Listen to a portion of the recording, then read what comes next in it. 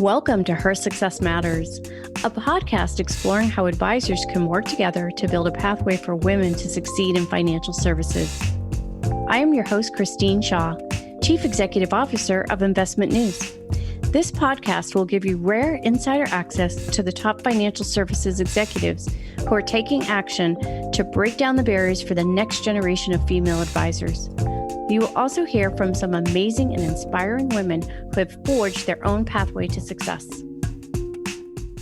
Welcome to Her Success Matters. Today's conversation is about women finding the confidence to navigate societal standards by using their voices and speaking up in their careers. Our next guest is perfect for this discussion, as she has built a successful career in finance with the confidence to use her voice and uniqueness as a competitive advantage. Joining us for today's episode is Jodi Schwimmer, Global Co-Head of the Financial Industry Group at Reed Smith, one of the industry's largest firms specializing in business litigation and banking regulation. Jodi's 20-year career has placed her at the intersection of finance and law. Jodi, I am so thrilled to have you join us today. Welcome to Her Success Matters. Thank you, Christine. It's such a great time to be here. Thank you. You're so welcome. So let's jump into it first by telling our listeners about you and your background. Sure. I'd like to say that my background's sort of unremarkable in that I'm just a girl from Staten Island that went to college and then decided that I wanted to go to law school to delay the inevitable of picking a career. For me, it's really funny that 20 years in, I'm heading this group because it really wasn't so much of a conscious decision. I went to law school and I really kicked it into high gear in law school and thought, I think I could really do this. And it was no longer a delay in career choice. So here I am. So I'd like to say that my story, I'm just really a regular girl from Staten Island. Except that, Jodi, you're so humble because a lot of regular girls from Staten Island don't go to law school and then find themselves in financial services. So tell us a little bit about the education and your upbringing, how that shaped your perspective and gave you sort of the confidence and the courage to do that. Sure. I mean, I was always really driven, a driven person. Everything I did as a kid, I succeeded in. And I'm not, that's not in a way of being bragging. It's just, I did really succeed at most things that I did. And I was really into dance and cheerleading and the things that suburban girls are into when they're growing up. And I was just doing really, really well in school. So my parents my dad is the first one to go to college in my entire family. He actually got his CPA while teaching when him and my mom found out they were having twins because they knew they couldn't raise a family of three on a teacher's salary. My dad really modeled a lot of the behavior that I think is instilled in me now. Really, I was doing well in school and I wanted to be a professional dancer, not the pole kind. And thanks for clarifying that. You're welcome. And my parents said, no, you're so smart. You have to really apply yourself, use your brain. And so I did. I went to UMass Amherst where I really had a good time. Can't say I studied all that hard. I did fine. When I studied for law school and I decided to take that route, I wanted to go back to New York. I wanted to go back to my roots from Massachusetts. And that's why I chose New York Law School. And really, I hit the ground running and I just decided for myself, well, you could either be really good at this, like you've been really good at everything else in your life, or you can just be an average lawyer like everybody else and fizzle out. And I just committed to myself at that point. I said, no, you're going to be great at this. And it was a conscious decision that I made. The hard part about it is New York Law School, while it's a great law school, it wasn't a top tier law school at the time I went to law school years ago. So I struggled, even though I was in the top 10% of my class, getting a job. So at that point, we were doing mass mailings, right, of trying to get interviews at big firms. And I sent out 100 resumes and I got 2 responses. One from the firm that I spent 10 years at, and that made me the lawyer who I am today. So really, and the way I got that opportunity was I sat in this woman's office who was a high-powered woman, and she spoke for, 27 out of the 30 minutes I was sitting there. And she said, "Well, you have anything to say for yourself, kid?" And I was, and I said, "If you give me an opportunity, I won't disappoint you." And she hired me, and really that's like the start of my structured finance career in big law. I mean, I spent 10 years, really working, like they say. I mean, the law firms, they create wonderful lawyers, but it's not for the faint of heart. And so I spent a really long time, 10 years at that first firm, really working it out and learning my craft and being really good at what I do. And, I think that's just so important for women to know that in order to be successful, you have to be really good at what you do. And so, that first 10 years of my career really set me up for the success that I've had now. Yeah, and I love too that you talked about the influence of your father and encouraging you to go forward into a career where you could use your brain and excel. We often talk to women on this podcast, and a lot of that background and upbringing really does help them to drive forward. And you clearly used your intellect and your determination to make a career for yourself, which is amazing. So it's great and inspiring to other women who might not have had that push, early on. I'm curious if you had throughout your first 10 years at the law firm any mentors that helped you or sponsors in that role. Of course. I mean, you have to in order to succeed. You can't succeed by yourself, right? So there's all these factors that we're telling women that they need to have, right? But it's true because you have to have a little bit of everything and then a lot about, doing really, really well. So of course you're going to have a sponsor. Of course you're going to have mentors. In fact, most of my mentors were male in my life, in my career. I have to say, and I try to really be a role model for both, male and female as a leader in my position. But most of my sponsors were male. They really gave me the opportunity to step into my own, so to speak, and not have to live in their shadow. I did have sponsors and mentors, both formal and informal. I think a lot of mentoring is informal. I probably have 2 official mentees rather right now, but I probably have 10 unofficial mentees. So I think a lot of mentoring can be done unofficially. And then for sponsorship, obviously, sponsorship I think is a little bit more formal as it's sort of played out over the last several years. And I think sponsorship is, you have to really, as a woman, go out and find that sponsor and be proactive, right? Very rarely is somebody going to come to you unless you're accretive to their business and say, "I'm going to be your sponsor." You have to go out and find a sponsor. Find somebody who can take an active role in your career. Find somebody with power and influence. Find somebody who's good at what they do and has a good reputation. I think the sponsorship, like I said, is slightly different than the mentorship. But I like to see women go out and seek a sponsor that they aspire to be. Yeah, absolutely. And I'm glad too, you're right. There's very fundamental differences between a mentor and a sponsor. And I'm glad to hear you say and made the point that a lot of mentors were men, because I think there's sometimes misunderstanding or this stereotype that if you're female, your mentors must also be female. And nothing could be further from the truth. And in fact, men as allies and allyship is so important to all of us succeeding together.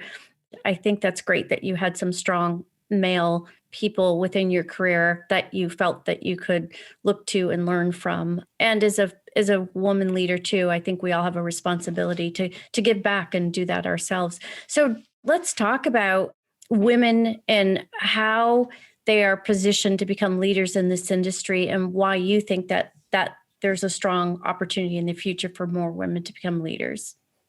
Well, I think that there's so much opportunity for women in leadership, period, because we are multitaskers.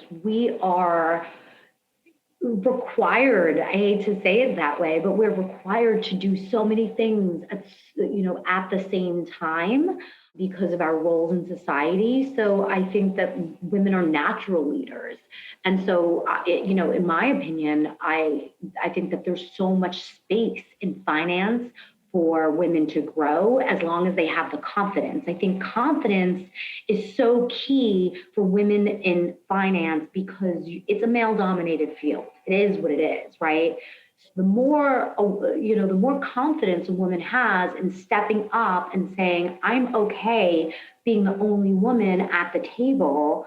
In fact, I thrive on being the only woman at the table, and I'm going to change this, and I'm going to bring another woman with me next time, right? I think that there's a lot of room for growth there.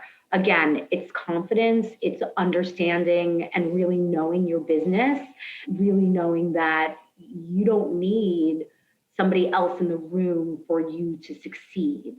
A lot of this is learned over time, right? A lot of it's being thrown into the fire. I always say, so one of my favorite stories is that I was doing a really complicated deal, a first impression type deal. And I was at my office, my phone rings and the president calls and says, we need you to come over here right now. The whole board is here. We need to go through the whole structure. I put on my suit, the suit that's always waiting in your office that you'd never think you need. And I head over there and I'm sitting in a very scary boardroom with, 10 dudes and whatever. And I sat there for 3 hours hashing it out on the whiteboard. And I think the moral of the story is those types of experiences teach you that you can do it, that you can be a leader, that it's okay to be the only woman in the room and run the show. And I think a lot of women need the confidence to do that. So just really building people's confidence day in and day out and letting them interface with clients on really substantive, hard issues. Yeah, and the word confidence comes up over and over again. And I think that's a common theme and a characteristic that a lot of successful women have. But some women just don't have that mental strength and toughness. So what pieces of advice would you give to a young woman who maybe doesn't have that inner self-confidence? How can we help her find that? I think practice really and exposure.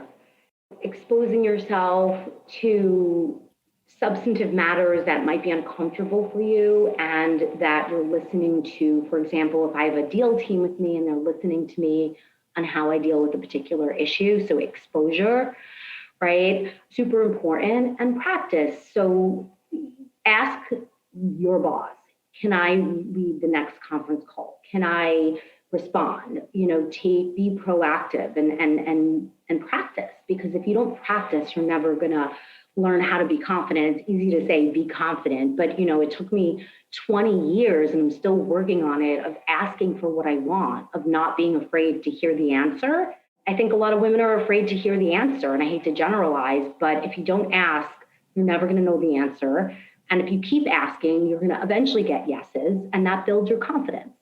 Yeah, that's great advice. I think that there's times where you should volunteer or, to your point, ask for the opportunity.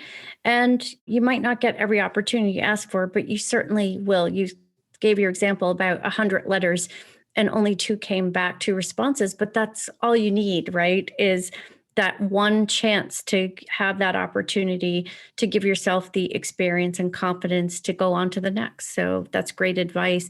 I'd love for you to tell us more about joining Reed Smith and its progressive work environment. That is the thing that drove me to Reed Smith. I spent 16 years at two very traditional law firms, 10 years at the first firm and then 6 years at the second. And they were very traditional grade, really high performing, white shoe firms, but dare I say, not so progressive. And I really was ready for a different type of environment, an environment where I can thrive and not just survive. And that's really how I felt at my other two firms, in terms of, they all serve, everything in your life serves its purposes, but Reed Smith's culture is so progressive and it's inspiring. At some point in your career, you look back and you're like, what is this all for? but it's all for, doing great work and also helping people and helping people and culture evolve. And Reed Smith really does that. Here, I could really just be who I am instead of fitting into a nice box that somebody tells me I'm supposed to be. They really just allow you to be who you are, and in fact endorse it. They want you to be who you are, because that's why people come to me. Obviously, I have plenty of other people that could do structured finance and the type of work I do, but I think my clients come to me because I'm user friendly and I am who I am. And I think that goes a long way. And Reed Smith's culture just really embraces me. That's amazing. And we talk a lot about culture fit and how important that is. But also, it sounds too like Reed Smith is putting programs and practices in place that help employees to retain talent and ensure that they're placed well within the company and into roles that fit them. Can you tell us a little bit more about what that looks like or give some examples? Yeah, absolutely. I was heavily involved with Winners, which is our women's initiative program. And so the Winners program, we have basically local chapters in every office across the globe. And it's more than just a women's initiative. It's really a network, and many men are part of the network as well, to our point before about men being our allies. I was the head of the New York chapter for a while, and we did a lot of really important work. And I also just think creating visibility for each other. One of the things I always say to my associates is, if you want to be known, you have to be visible, right? You can't just sit in your office with your head down and expect everybody to know who you are and know your story. So Winners just really embraces women and all the challenges that we have, and being, working moms and partners and all of these things, and moving the ball forward. And Winners also helps obviously fill vacancies. Every single one of our classes is balanced. So it's not only Winners, but our racial equity action plan, we call it REAP internally. We basically, every single class and candidate that we interview fits into our plan, our racial action justice plan. And so equity action plan. The firm is really serious about it. We're all required to participate in it. All of our teams are balanced as much as we can get them to be balanced. So all of our hiring takes into account diversity in a huge way. And we have other outreach programs and affinity groups for basically any real group you can think of. I was just asked to be in the Jewish one. I said, I don't know that I really have more time on my hands. I have 2 full-time jobs, 2 kids, and a house to deal with. You know how that goes, Christine. But we have affinity groups for basically any and every group. And so Reed Smith is just really serious when they say, we want equality. We want our firm to represent what a balanced firm should look like. Yeah, and thank you for sharing some of the internal workings of that, because I think what we've learned, especially through 2020, that it's not just about, as you said, you referred to fitting into a box. We're not trying to fit people into boxes, but rather we're trying to change how we behave and the DNA within organizations so that it represents a very diverse and inclusive group of people, which would equal a much better culture and then better outcomes for everybody. So it was great to hear some of those real examples on what you're doing within Reed Smith and how others can take action as well within their own companies. You also touched on something, balancing and juggling family, multiple jobs or roles within your organization. And I'm sure you do stuff outside. And what we're seeing is that women are actually leaving the workforce due to the global pandemic because of the pressures and demands. So on the one hand, we're making so much progress, but on the other, we're seeing how women who wear those multiple hats at home are being disproportionately impacted by the pandemic. What things do you think we can do as companies to help women overcome that and to motivate them to stay in the workforce? Yeah, it's really tough. That's a really tough question, because I don't know that it's the company's responsibility. I think obviously just to understand that the problem exists, right? Acknowledging that the problem exists, which Reed Smith does, and allowing for flexibility. But beyond that, I think it's us as women that need to change the mindset and say, okay, I need to push some of my housework off on my partner or whomever. Because if I'm required to work at this capacity in my professional life, well, I can't do everything. So I think it's more of a conversation that us women need to start having in our own households to say that the balance needs to be struck a little better there to allow me to be able to perform at the same level a male is performing at his work, because he doesn't have those other pull strings, so to speak. And I know those are generalizations, but I do know that these conversations do need to be had by us at home. I think that's really where it starts. So that's a great perspective. I think two things about that, Jodi. I do think I agree it's not the company's responsibility, but I do think companies can take a page from flexibility, because there's some organizations in the past that didn't allow for the flexibility and or would make a woman feel somehow Sure. she was getting special treatment. So I think we've learned that we can have the tools and the opportunity to be flexible. And if we allow for that, then I do agree with your comments is that we also have to be kinder to ourselves and each other to say, it's okay to say no, and that I can't do Mhm. everything. This whole notion, in fact, I just read, my cousin is a chief risk officer at Sallie Mae, and she wrote an article just yesterday that said it's okay to hang up your cape once in a while. Like, we all run around like we have to be Wonder Woman and we have to do everything, and you just can't. So Right. self-care, being willing to ask for help, being forgiving if you can't do everything to yourself, and kind to other women if you see there is a mom trying to balance everything and she maybe can't attend every meeting at the school or all of that. Like, it's okay, you know? Yeah, absolutely. I mean, I think, you're right about the flexibility. I mean, I speak from Reed Smith's perspective because it's so flexible at Reed Smith. But you're right. Other firms and other companies can really take some notes, because a lot of women don't have the flexibility. They do have to have the FaceTime at work. Going into this next chapter or book or whatever after this pandemic, I really think that working is going to be different. It's not going to go back to exactly what it was before. It's obviously not going to be what it is now, but I do think there is going to be a hybrid that's going to be, strike some more balance for women. So we'll see how that plays out, obviously.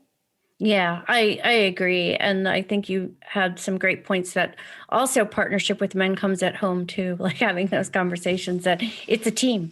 Right, right. It's 100 and 100, right? Yeah, Each of us exactly. put in 100. And Yeah. so, and I know not everybody has that. So it's hard to say, but I do think that, you have to, in order to rise to the level of the C-suite and to have that level of leadership, and you really have to have support at home.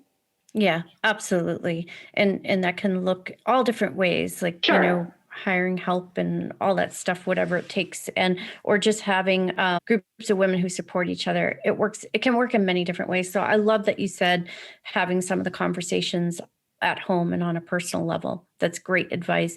So lots of great points we picked up on, and I'm really thrilled to learn about the programs that Reed Smith is doing, and seeing yet another inspiring, successful woman who relied on her confidence and her intuition through your education. And a little advice, we joked yesterday on a podcast saying, your parents are always right, right? So you have to tell this to your children, let them listen. Is like, if you think back and you get some sound advice from your parents, following that is always a good outcome as well. So please tell our listeners more about how they can get in touch with you on social media or follow Reed Smith and the great work you're doing. Sure. I'm on LinkedIn at Jodi Schwimmer. I know that's a mouthful, but it still has my maiden name in there. Also, you can follow me at Legally Blondish on Instagram. Oh, I love that. I love that. That's fantastic. And obviously, you guys could find me on readsmith.com. I think that's the easiest way. Well, fantastic. And Jodi, the final question I ask of all my guests is, please tell us why, in your words, you believe her success matters. Her success matters because we are all her. I love that. That is great.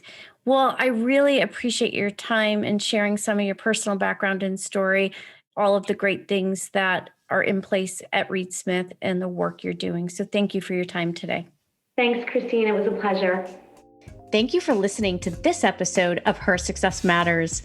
Click the subscribe button below to be notified when new episodes become available, and share this podcast with others that believe her success matters.